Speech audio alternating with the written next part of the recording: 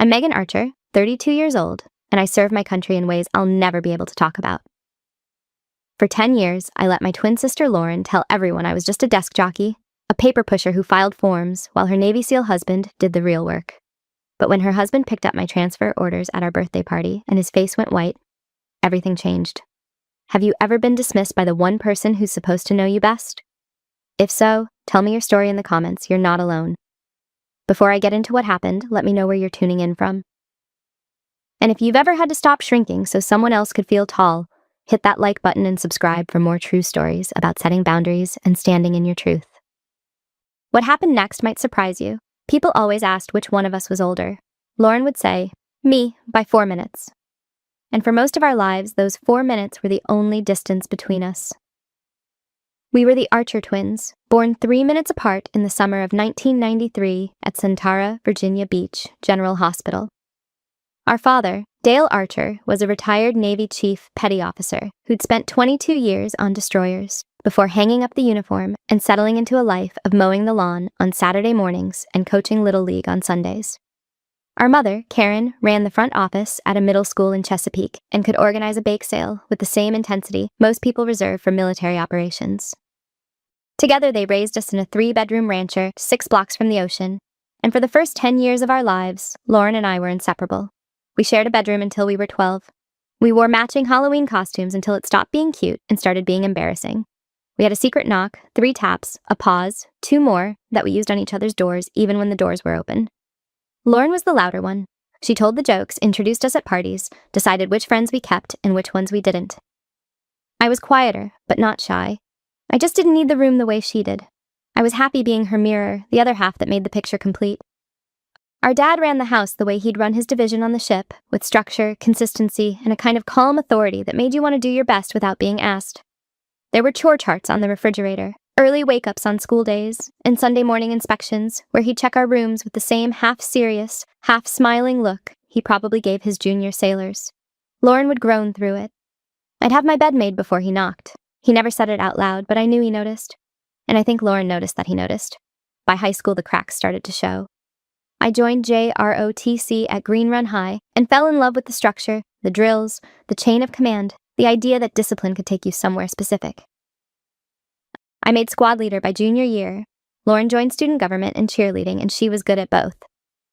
She had a talent for being the center of attention without seeming like she was trying, which is a skill most people underestimate until they're standing next to someone who has it. But JROTC became a sore spot. She'd see me pressing my uniform on Sunday nights and roll her eyes. "Playing soldier again?" she'd say. I'd shrug. She'd leave the room. It wasn't hostility. Not yet. It was more like a splinter she could feel but couldn't find. The real fracture came our senior year when I told the family I'd been accepted to Old Dominion University on a full NROTC scholarship. I remember the kitchen. I remember the light coming through the window over the sink. Dad cried, the quiet kind, where his jaw tightened and his eyes got glassy, and he just nodded. Mom hugged me so hard I lost my breath. Lauren clapped and said, "That's amazing, Meg." And she meant it, in the moment. But that night, in our shared bedroom with the lights off and the ceiling fan clicking, she said something I've never been able to unhear. "You know you're just doing this because Dad wants you to, right? You don't actually want to be in the military. You just want him to love you more." I told myself she didn't mean it, that she was just nervous about us separating for the first time, that it was the kind of thing you say at 17 when your twin sister's about to leave and you don't know how to say you're scared. But looking back, past the birthday parties and the holidays and the 1,000 small moments where she said it softer and dressed it up nicer, that was the first time Lauren tried to make me smaller so she could stay the same size. College split us in the way geography does when the gap is just wide enough to matter. I went to Old Dominion and threw myself into NROTC, morning physical training at 0500, drill weekends, summer cruises that took me to places I'd only seen on maps. Lauren went to Virginia Commonwealth University and studied communications. She was the kind of student who could walk into any room, talk to anyone, and leave with 3 new friends and an invitation to a party that weekend. We talked on the phone every Sunday for the first year. By sophomore year, it was every other week. By senior year, it was birthdays and holidays. When I was commissioned as an ensign in May of 2015, Lauren came to the ceremony. She sat in the second row between Mom and Dad. She clapped when my name was called, She smiled when I turned around in my dress whites and found her eyes in the crowd. But she didn't stay for the reception. She said she had a long drive back to Richmond. Mom told me later she'd left before the cake was cut. "Your sister is proud of you, Megan. She just shows it differently." I wanted to believe that. I really did. My first assignment was at Naval Station Norfolk, a holding pattern while I waited for my law school slot through the Navy's funded legal education program. I worked in an administrative billet, processing legal paperwork, managing case files for the Legal Services Office. It was unglamorous, and I knew it. The office had no windows, the coffee was always burned, and the highlight of most days was when someone brought donuts from the shop off base. Lauren visited once. She walked into my windowless office, looked around at the metal desks and fluorescent lights, and said, "So, this is what you left home for? A cubicle with no windows and a government coffee mug?" She said it like a joke, but Lauren's jokes always had teeth. Law school came in 2017, funded by the Navy, and I buried myself in it. 3 years of constitutional law, military justice, international humanitarian law, and enough case reading to make my eyes permanently tired. I graduated in 2019 and transferred to the JAG Corps, the Judge Advocate General's Corps, which is the Navy's legal branch. My first real assignment was Legal Services Office, Naval Station Mayport, Florida. I was a lieutenant by then, 26 years old, and for the first time in my career, I felt like I was doing work that mattered. I prosecuted cases, I defended sailors, I sat across from commanding officers and told them things they didn't want to hear, and they listened because the law demanded it. But by then, Lauren had found a new measuring stick. She'd met Bryce Harper in 2018 at a Navy social event at a bar in Virginia Beach. Bryce was a lieutenant junior grade at the time, freshly returned from his second deployment with SEAL Team 4. He was quiet, broad-shouldered, and carried himself with the kind of calm confidence that comes from having done things most people only see in movies. Lauren was immediately pulled in. They started dating that summer, and within weeks, her entire social media became a shrine to the SEAL lifestyle. Deployment countdowns, hashtags about being a military girlfriend, photos of Bryce's boots by the door with captions about sacrifice. She started saying "we" when she talked about his deployments. "We just got back from a 6-month rotation. We're deploying again in the spring." I didn't correct her. I should have. Thanksgiving 2019 was the first time the comparison became public. I'd just finished law school, transferred to JAG, and gotten assigned to Mayport. I shared the news at dinner. Dad was thrilled. He asked me about the base, the cases I'd be working, whether I liked my commanding officer. Lauren waited until there was a break in the conversation and redirected. "Bryce got tapped for a special reconnaissance unit," she said. "They only take the top performers." Then she looked at me and smiled. "That's cute, Meg. You're like a military accountant." Dad said, "Lauren, your sister passed the bar and got stationed at Mayport. That's not nothing." Lauren shrugged. "I didn't say it was nothing, Dad. I said it was cute." Bryce caught my eye across the table. He didn't say anything, but the way he looked at Lauren told me he'd heard exactly what I'd heard, and he didn't like it. They got married in the summer of 2020 at a waterfront venue in Virginia Beach. I was maid of honor. I wore the dress Lauren picked, gave the toast Lauren approved, and stood where Lauren told me to stand. During the reception, she introduced me to Bryce's SEAL teammates. "This is my sister, the lawyer, the safe one." The SEALs were polite.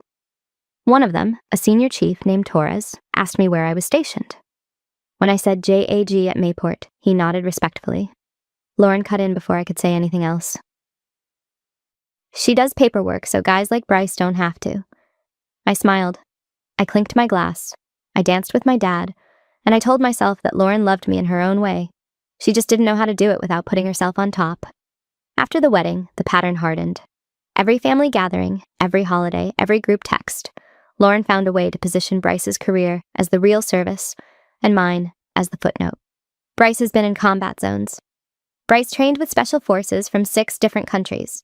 Bryce can't talk about what he does. It's classified. That last one always made me bite my tongue because by 2021, I couldn't talk about what I did either. But she didn't know that. Nobody did. In the fall of 2021, I handled a case at Mayport that changed the trajectory of my career. I can't give you the details, not the names, not the unit, not the operation. What I can tell you is that a special operations team ran into a legal gray area during a mission overseas, and the fallout landed on my desk. I worked it for 4 months. I wrote legal opinions that went up the chain to people whose names I'd only ever seen on organizational charts. When it was resolved, I got a phone call from a captain I'd never met. a woman named Elena Ruiz, based out of Northern Virginia. She said she'd read my work on the case. She said she ran a division I'd never heard of. And she asked if I'd be interested in a conversation. That conversation happened in a conference room with no windows, no nameplates on the doors, and a security clearance requirement that took 3 months to process. Captain Ruiz ran the Special Programs Division, a compartmented unit that provided legal oversight and operational authority for Tier 1 special operations. The kind of work where even acknowledging the unit's name is a violation. She told me they needed lawyers who understood both the law and the operational reality of the missions they authorized. She told me the work would be invisible. No award ceremonies, no family briefings, no telling anyone what I did or where I worked, and she told me that if I accepted, my cover story would remain what it had always been. JAG lawyer, desk job. I said yes. In the spring of 2022, at the age of 29, I transferred into the most classified legal division in the Department of Defense. My family didn't notice. Lauren didn't notice. My official record still said JAG Corps. My office address changed to a nondescript building in Northern Virginia, and when anyone asked what I did, I said the same thing I'd always said: legal work for the Navy. And Lauren kept making her jokes. Bryce made lieutenant commander in 2023. Lauren threw him a promotion party at their house in Virginia Beach. Catered, decorated, the whole production. She invited the family and a dozen of Bryce's Navy friends. During the toast, she held up her glass and said, "To the hardest working man I know, and to the rest of us who just try to keep up." Then she looked at me across the room and added, "Especially you, Meg. Someone's got to hold down the fort at the office." The room laughed. Bryce didn't. Dad didn't. I just smiled and sipped my drink and told myself, 1 more year. Just 1 more year and maybe she'll outgrow it. She didn't. My own promotion to lieutenant commander came in 2024. 9 years of commissioned service, a spotless record, and a classified portfolio that would take a team of lawyers a month to review. But my promotion was processed through special channels. No ceremony, no announcement, no family gathering with cake and speeches. Captain Ruiz shook my hand in her office and said, "Congratulations, Commander. You've earned every bit of this." I drove home to my apartment in Arlington that night and sat on the couch in the dark for an hour, holding the promotion letter in my hand. Not because I was sad. Because I realized I had no one to call. Not because no one cared, but because the people who would care the most were the people I couldn't tell. Then came the transfer orders.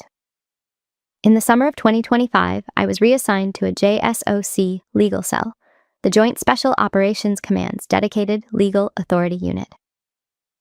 This was the team that provided real-time legal guidance for Tier 1 operations. If a SEAL team needed authorization to act, the green light came through my office. If a mission had legal implications that could reach the White House, my team wrote the brief. And the unit I was joining? It directly supported the same SEAL teams that Bryce Harper deployed with. I'd be in the chain that authorized his missions. I'd see his operational briefs before he saw them. And I could never, ever tell him, or Lauren, any of it. July of 2025. Virginia Beach, the day Lauren and I turned 32. Our parents hosted the party at the old house, the same backyard where we'd had birthday parties since we were 5. String lights hung between the oak tree and the fence. Dad was at the grill, turning burgers with the same tongs he'd been using since we were kids. Mom arranged flowers in mason jars on the long folding table. About 30 people came. Family, neighbors, a few of Bryce's Navy friends. I drove down from Arlington that morning with a leather messenger bag over my shoulder. Inside the bag, along with my phone and wallet, was a manila folder containing my transfer orders to the JSOC legal cell. I'd been reviewing them on the drive and hadn't put them away.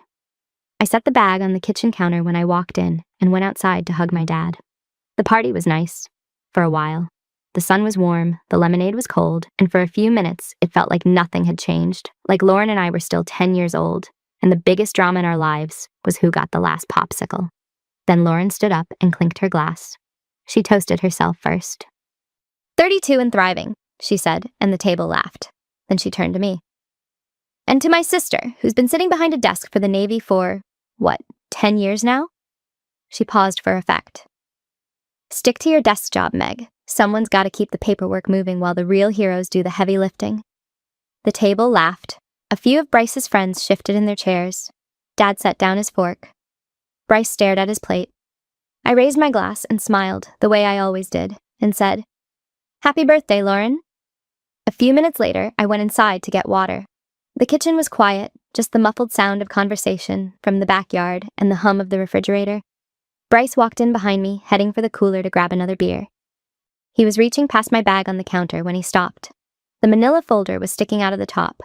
The cover sheet was visible, just the header, the unit designation, and the reporting authority line. He pulled it out before I could say anything. I watched his eyes move across the page. The unit designation, the program code, the reporting authority, Joint Chiefs of Staff. His face changed.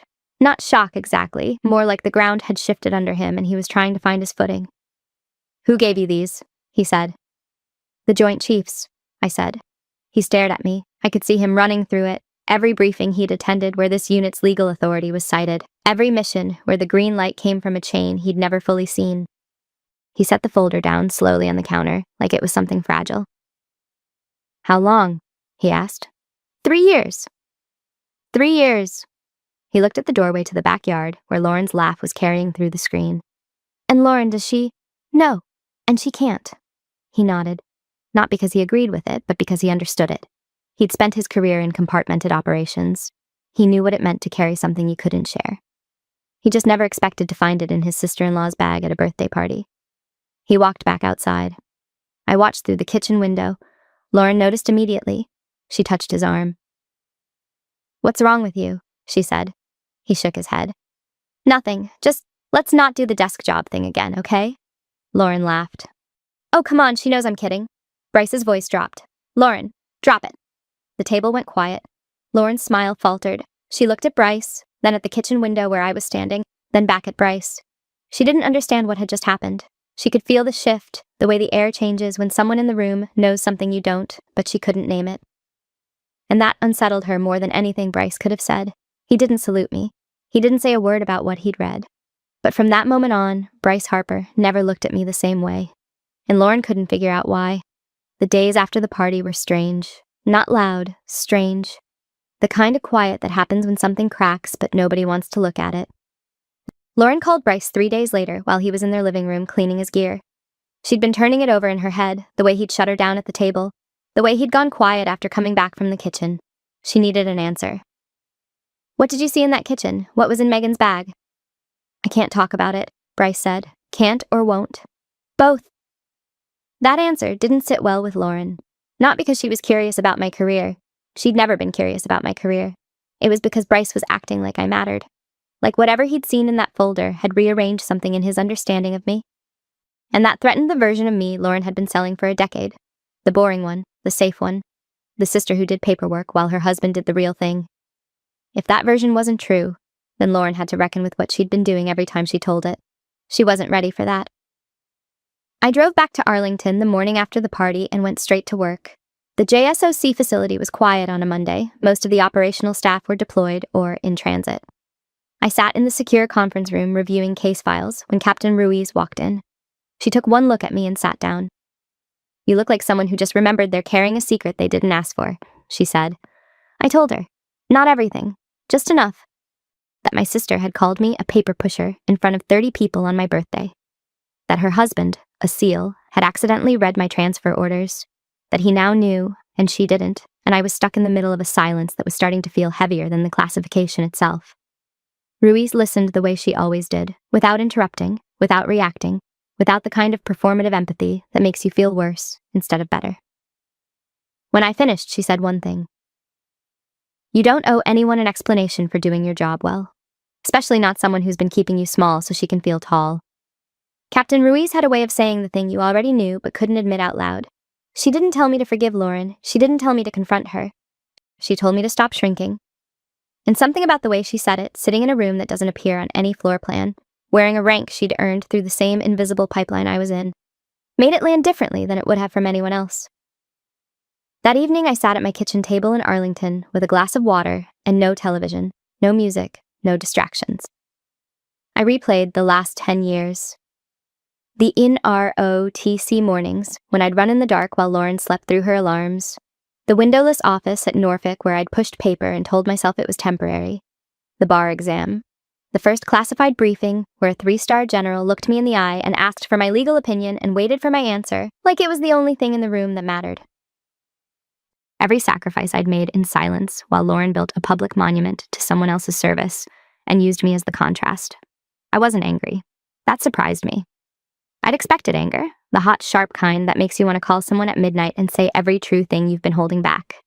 But it wasn't there. What I felt instead was a kind of clarity, like I'd been standing in a room full of fog for years, and someone had finally opened a window. My phone rang. It was Dad. He didn't mention the toast directly. He never did that, never pointed at the wound. He just circled it, the way a medic assesses the area before touching the injury. "How was the drive back?" he asked. "Fine. Traffic wasn't bad." "Good." A pause. "Your mother thinks I should talk to Lauren about what she said." "Don't." "I wasn't going to, but she thinks I should." "Dad, I'm fine." Another pause. Then quieter. "I'm proud of you, Megan. You know that, right? I don't need to know what you do to know it matters." That was the thing about my father. He never asked questions he knew I couldn't answer. 22 years in the Navy had taught him that silence wasn't the same as emptiness, that sometimes the people who said the least were carrying the most. He didn't need a folder or a program code or a unit designation to know his daughter was doing something real. He just knew. And sometimes that's enough. Sometimes it's everything. I hung up the phone and sat in the quiet of my apartment and made a decision I should have made years ago. I was done. Not done with Lauren, done performing smallness for her comfort. Done smiling through the jokes. Done raising my glass when she cut me down. Done pretending her version of me was the one that mattered. I didn't need her to know my rank. I didn't need her to read my orders. I just needed to stop volunteering to be the punchline. 2 weeks after the party, Lauren called. She was putting together a Labor Day cookout at our parents' house and wanted to make sure I'd be there. "Bryce's team will be around," she said, like that was the selling point. Then she added, almost as an afterthought, "You should come. I'll make sure no one asks you any hard questions about your little office job." "I'm going to pass," I said. The silence on the other end lasted long enough for me to hear the air conditioner running in her house. "Wait, seriously? Why?" "Because every time I show up, you use me as a punchline, and I'm done laughing." She tried to respond, but I didn't give her the space. I wasn't rude. I wasn't cold. I just said it. The way you say something you've been practicing in your head for years without realizing it. And then I hung up. It wasn't a speech. It wasn't dramatic. I just said it. And the silence afterward, the silence of a phone that wasn't ringing, a screen that wasn't lighting up with her name, felt like the first clean breath I'd taken in a decade. Lauren didn't take it well. She drove to our parents' house that afternoon and told Mom and Dad that I was being dramatic and overreacting to a birthday joke. Mom was sympathetic, she always was with Lauren. Karen Archer had a soft spot for her louder daughter, the way some people have a soft spot for the child who needs the most attention. Not because they love them more, but because they worry about them more. Dad listened from his chair in the living room and said nothing for a long time. "She's always been sensitive," Lauren said. I was joking. Everyone laughed. "Maybe you should call her and apologize, honey," Mom said. "Just to smooth things over." "Apologize? For what? For saying she has a desk job? She does have a desk job." Dad looked up from the book he'd been pretending to read. "Lauren, stop." 2 words. That was all. He didn't explain. He didn't defend me with details he didn't have. He didn't raise his voice or stand up or make a scene. He just said stop, the way a chief petty officer says it. Once, clearly, with the understanding that it will not need to be repeated. And that scared Lauren more than anything I could have said because Dad didn't take sides. Dad was Switzerland. If he was telling her to stop, then something was wrong that she couldn't see. And Lauren hated not being able to see. Meanwhile, back at their house in Virginia Beach, Bryce was pulling away.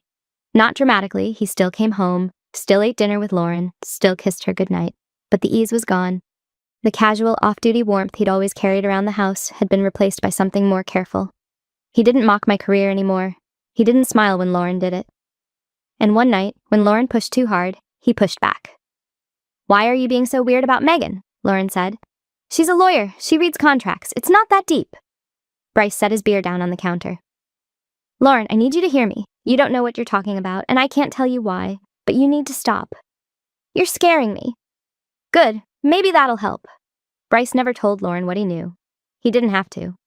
The fact that he changed, the way he held his jaw when she brought up my name, the way he went quiet at dinner when she started a sentence with my sister, was enough to make Lauren feel the ground shift. She couldn't point to anything specific. She couldn't say, "He told me she's a spy," or "He showed me a classified document."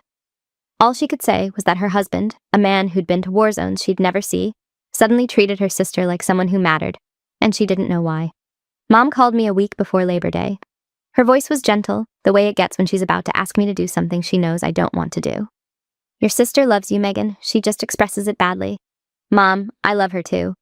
But I'm not going to stand in her backyard and let her tell 30 people I'm irrelevant. Not anymore. She didn't say that. She's been saying it for 10 years, Mom. Just in smaller words. I could hear my mother processing something she'd always known but never named. Lauren wasn't mean, not in the way that makes people intervene. She was strategic. She positioned herself at the center of every room by making sure someone else was at the edge. And for 10 years, that someone had been me.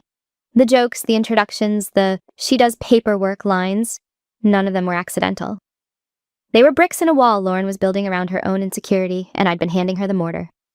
After that call, my phone went quiet. No texts from Lauren. No calls from Mom asking me to smooth things over. No group chat messages about the cookout. Just silence.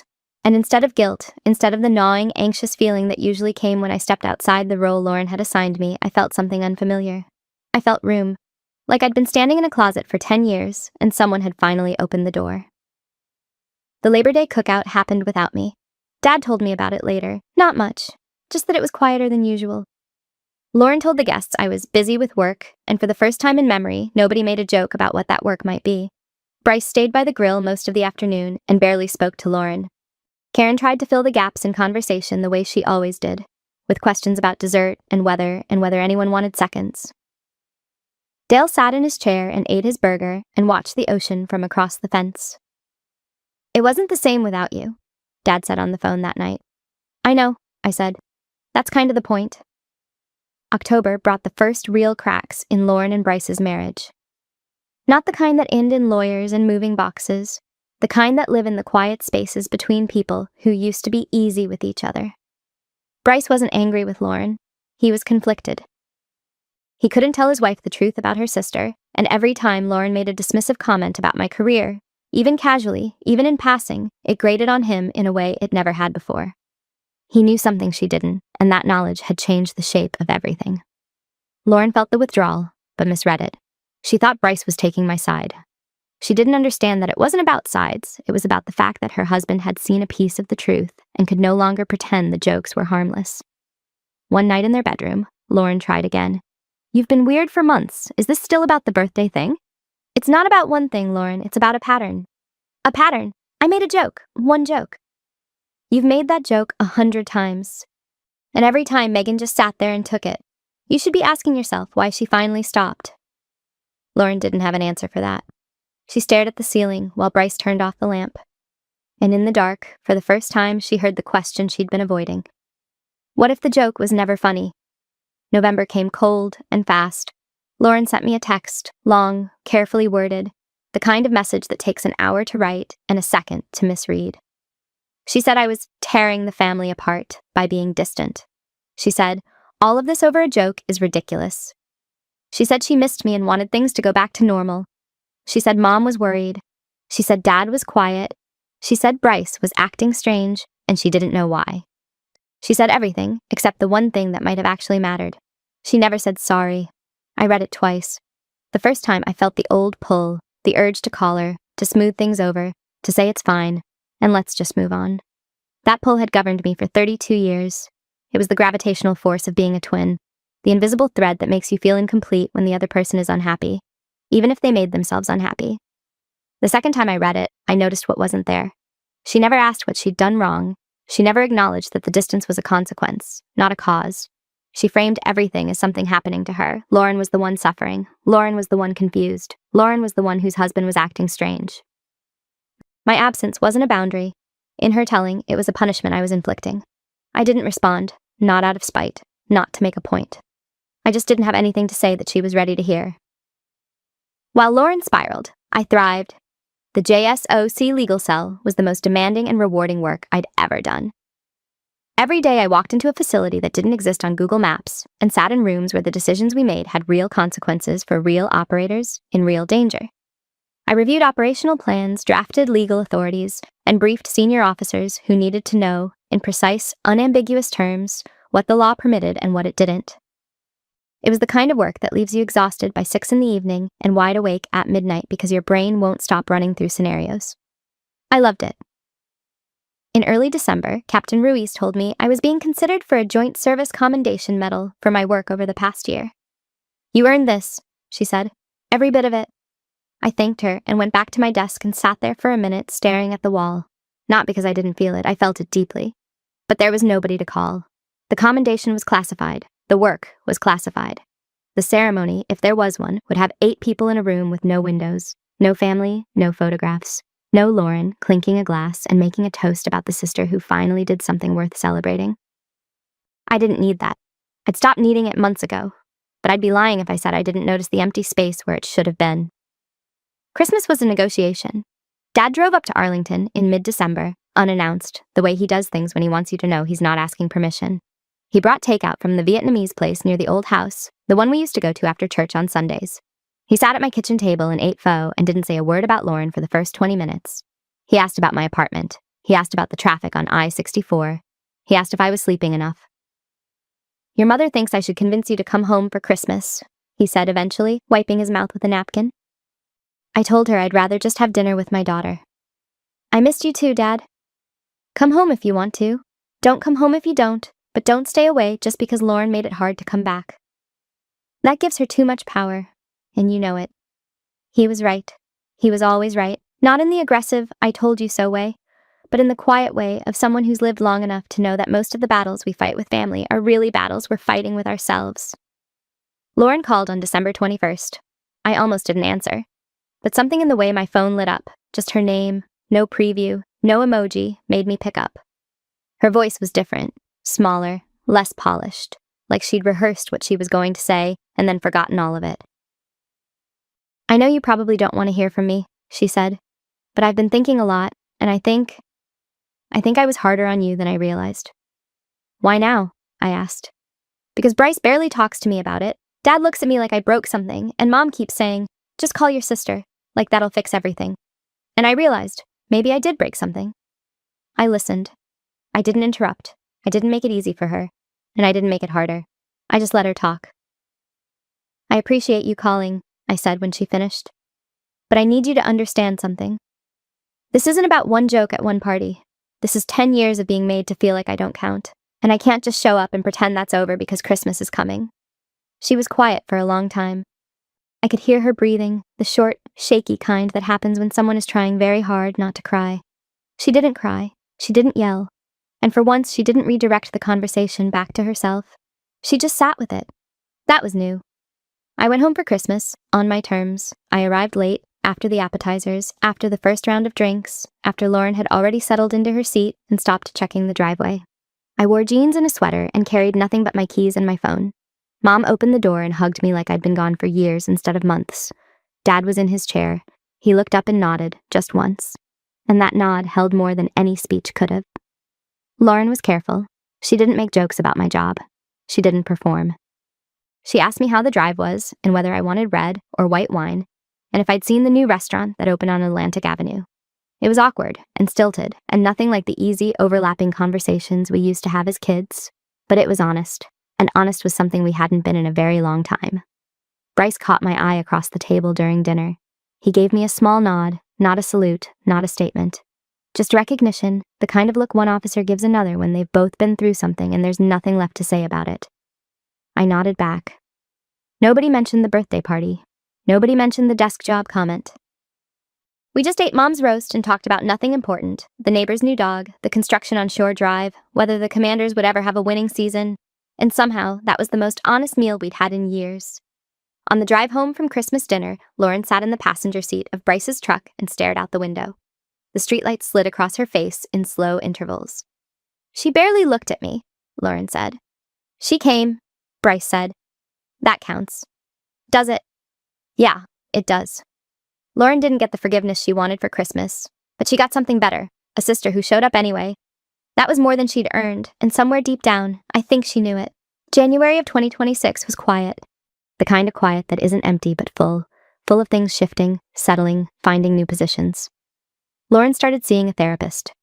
I didn't know about it at the time. She didn't tell anyone except Bryce. It wasn't because of me, or at least that's not how she framed it. She went because of the distance with Bryce, the tension she could feel but couldn't name, the creeping suspicion that something in her marriage had changed and she didn't have the tools to fix it. But in the sessions, the conversation kept circling back to me, to the jokes, to the pattern, to the question her therapist kept asking. Why did you need your sister to be less than you? I could feel the shift even without knowing the cause. Lauren stopped texting me links to Bryce's deployment photos, with captions like, "This is what real service looks like." She stopped posting about being a SEAL wife every other day. She just stopped. And in the absence of all that noise, there was room for something I hadn't felt from her in years. Nothing. Not warmth, not hostility, just nothing. And after a decade of being her punchline, nothing felt like progress. In February, Bryce texted me. He was in the DC area for briefings and asked if I wanted to grab coffee. We met at a shop near the Pentagon, 2 officers in civilian clothes sitting at a corner table with bad lighting and good espresso. Neither of us mentioned the transfer orders. We didn't have to. The knowledge sat between us like a third chair, present, acknowledged, and never touched. "For what it's worth," Bryce said, "I always respected you, even before I knew." I know. She's trying. Lauren, she's actually trying. I know that too. We sat there for an hour talking about football and bad Navy coffee and whether the new commissary on base was actually an improvement or just a more expensive version of the old one. And it was the most normal I'd felt around my sister's husband in years. Not because something big happened, but because nothing needed to. March brought the commendation. Captain Ruiz pinned the Joint Service Commendation Medal on my uniform in a secure facility in Northern Virginia. There were 8 people in the room, all cleared, all silent, all aware of what the medal represented, even if the citation would never be read at a public ceremony. Ruiz straightened the ribbon on my chest and stepped back. "You earned this," she said. "Every bit of it. I wish more people could see that." "The people who matter do," I said, and I meant it. I didn't need a ceremony with 100 guests. I didn't need Lauren to see it. I didn't need my mom to cry, or my dad to take a photo, or Bryce to shake my hand in front of a crowd. I needed to know that the work I did quietly, in rooms that don't exist on paper, mattered to the people in those rooms. And it did. I drove home that evening with the medal in my glove compartment and a feeling I couldn't quite name. Not pride, I'd felt pride before. Not satisfaction, that implies something finished, and this work would never be finished. It was more like sufficiency, like I had finally stopped measuring myself by anyone else's ruler and found that I was exactly the right height.